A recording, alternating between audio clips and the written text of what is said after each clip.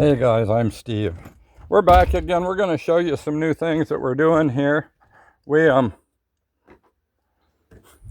I bought another tractor last night and another ACC with a woods mower deck for my son's little business. He mows about 6 acres a week. 3 of them belong to us and 3 belong to a neighbor he gets paid for. But I bought this tractor off a local guy yesterday, and ran out of gas last night soon after he left, and I fired it up. I didn't get to do anything with it last night, so it sat up on the hill all night and I couldn't do a thing about it. But I was out of gas. I'd put it all in machines, so I had to run to town this morning and get gas for it. And this is, I don't know the year of it, but it's got a magneto. My other one, which I dearly like, has a distributor, but this has got the 60-inch, actually 59-inch wood stack. Our other one has the 72-inch wood stack. How this young fella, he put a lot of work into this tractor. He had some really good ideas. He put, new radiator and an alternator and belt and temperature gauge and battery box, and he was very innovative. He had some pretty cool ideas. This has got a double wide seat, and he put this alternator and starter switch in it. His wife or somebody didn't like the typical foot start that these have. I like them, but anyhow, she didn't like them, so he put that in, and you can turn the alternator switch on for charging the battery, etc. And he had put this nice hot rod alternator on it, and new radiator and cap, and he just did a real good job with what he did. I think he's like so many of us. He got tired of working on it and he wanted something else, so he put this up for sale, and I bought it, and he brought it last night. I paid him to haul it. I've got to pay a hauler. Anyhow, it's going to get a coat of paint here directly. In a week, it's not going to look like this anymore. But I adjusted the clutch on it this morning. For you guys that don't know about this, adjusting the clutch on these, this is the clutch rod, goes into the transmission right here. I pulled the cotter key out and take this apart, take this rod out and turn it, to the left or to the right, however you want to go with the clutch pedal. It was grinding too much to put it in gear. Now it's not. And luckily there was still clutch left to do for, something that's probably 70 years old. I don't know exactly how old it is. I haven't looked up the number. I'm too busy. This is a busy time of year for me. Anyhow, I'm busy all the time. I flicked up the alternator switch so it'll charge. Here's kill and turn it on and make sure it's in neutral. And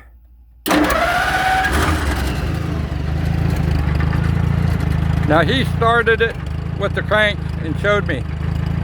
He crank started it in about a half a turn.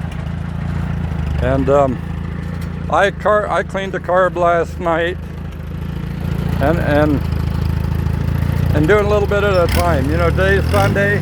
We had church today, and then we came home. My son mowed with this. It's a little hard for him. He's 11 and he's kind of small. I mean, he's got to work his muscles to turn this, and he's not got the hang of the spinner. Most of us, at least myself, and I don't know about you, but I like the spinners.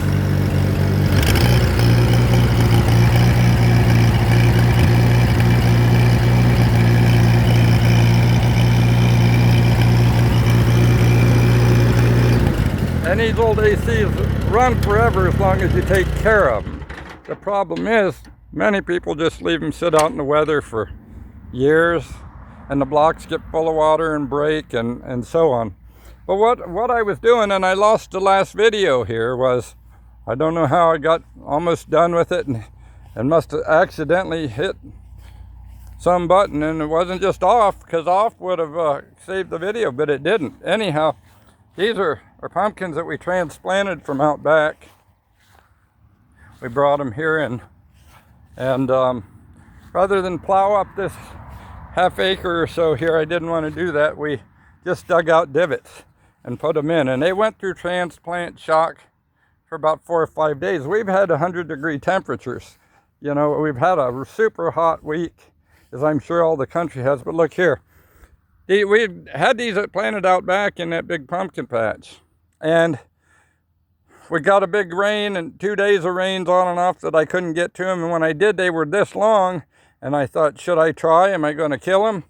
Well, we tried. We moved 19 of them here, and we got them out of the shock now. Looky here. This one's blooming. Most of them out back are blooming already in the big patch. And, well, we could only do 19 of these. I didn't want to risk killing them all. They were already so big. So we did these. And something new is we're just mowing it. We dug divots and planted them in divots. And the rest we're mowing. Made the rows wide enough to get between it with equipment and so on.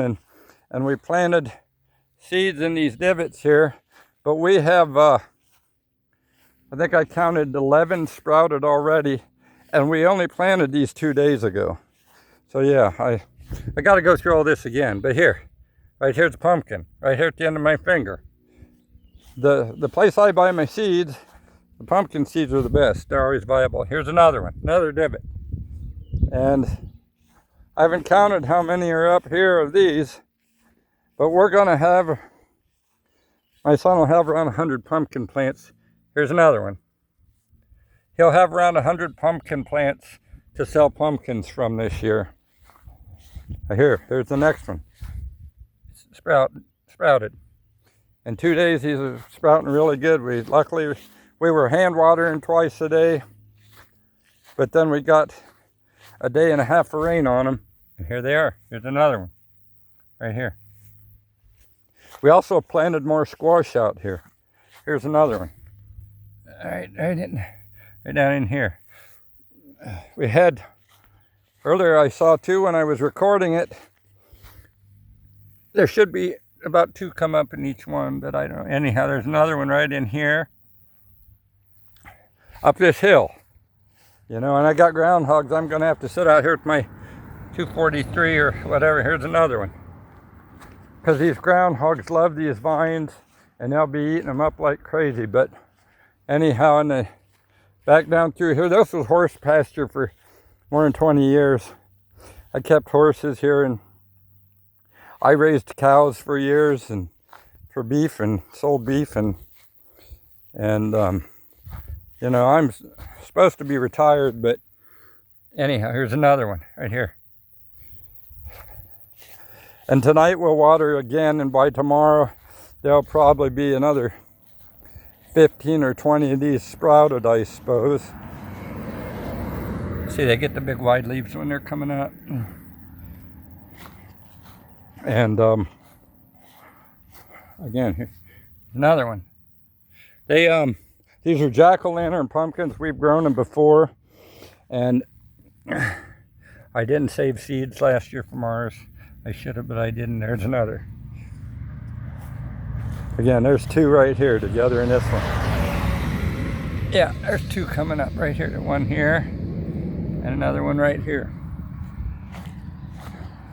And Sal's been right at it with me. You know, 11 years old. He turned 11 3 months ago. And he works, and you know, it's been 100 degrees, and him and I have been out here doing this by hand. You could say this is no-till, so to speak. But this really was the first part that I did that somehow I got it. I don't know if I ran out of memory space or what, but somehow I accidentally deleted it. And, you know, for you guys that watch us, you know kind of what's going on here. We're on the farm, we're off-grid, we're very self-sufficient. We've found ourselves mostly orange, although we have a farm all A that's been fantastic. You know, I've got 2 C's. I should say my son's got 2 C's. I've got a WD and a WD-45 over there with the narrow front. It's just a beast. And they will both pull the front ends if you're not careful. Anyhow, this is our life on the farm. And him and I, we make do. Mom, we lived in Southeast Asia. I was stationed there. And him and I have been back stateside 8 years ago. His mom disappeared. I don't know, typhoons. We were in Typhoon Yolanda. It knocked our year-old concrete house down. And so we're doing what we got to do here. You know, we've got the fantastic rural life. My son may disagree, but I think as he gets older, you know, maybe when he's 30 or so, he'll realize he had a pretty good childhood. He may think sometimes that his old dad is a little hard, but he's got it a lot easier than I do, only he's got to work. And so it's important that he learns that. He makes $27.50 an hour mowing for the neighbor. He mows, you know, that 3 acres. So he's in a month, he's made, I don't know, $150, something like that. And he went out and bought himself a bicycle. And he took such pride in it that he earned it. I mean, if somebody stole that bike, I don't think it could ever be replaced, because he worked hard and he bought it. And so yesterday we were in town and I said, you know, I'm going to buy me a bike. I haven't been on one in 50 years. And that's no lie, it was 50 years.